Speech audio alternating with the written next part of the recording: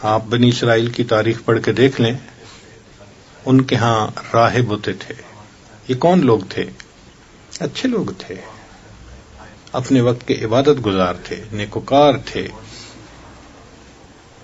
70 سال عبادت میں، 400 سال عبادت میں کوئی آسان کام ہے؟ 400 سال. اور اللہ خود فرماتے ہیں ذالک بانہم منہم قسیسین و رہبان. دیکھا اچھے لوگ تھے نا،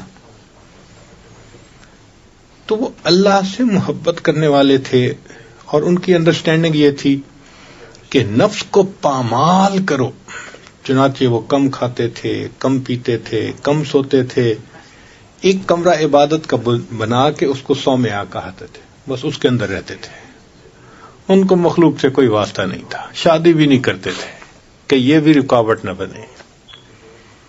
اب یوں دنیا سے منہ موڑ کے اللہ کو چاہنا کوئی آسان کام ہے؟ کر کے دیکھیں نا ذرا. ایک ہفتہ نہیں گزار پائیں گے ہم. ہمارا تو ایک دن فون واپس لے لیا جائے نا تو شاید زندگی مشکل ہو جائے. تو آخر وہ تنہائی میں، خلوت میں، اللہ کی یاد میں بیٹھتے تھے نا، سجدوں میں رہتے تھے. بخاری شریف کی روایت ہے، ایک عابد نے کئی 100 سال عبادت کی اور اس نے دعا مانگی کہ اللہ جب میری موت آئے تو سجدے میں آئے، اور اس کو سجدے میں ہی موت آئی. پہاڑ کی چوٹی پہ اس کی قبر بنی. تو اس کا مطلب یہ کہ یہ وہ لوگ تھے جو واقعی اللہ کے عاشق تھے، اللہ کو ٹوٹ کے چاہتے تھے. سب خواہشات چھوڑ دی تھی انہوں نے.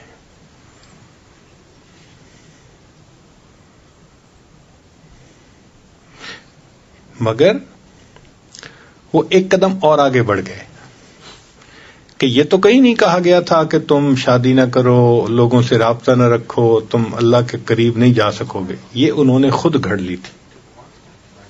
یعنی نفس کا مجاہدہ تو شروع سے کہا گیا تھا، مگر اس مجاہدے میں اتنا آگے بڑھ جانا کہ بالکل ہی بے تعلق ہو جانا، یہ والرہبانیۃ نبتدعوھا، یہ بدعت تھی جو انہوں نے بنا لی تھی، مگر محبت میں کیا تھا.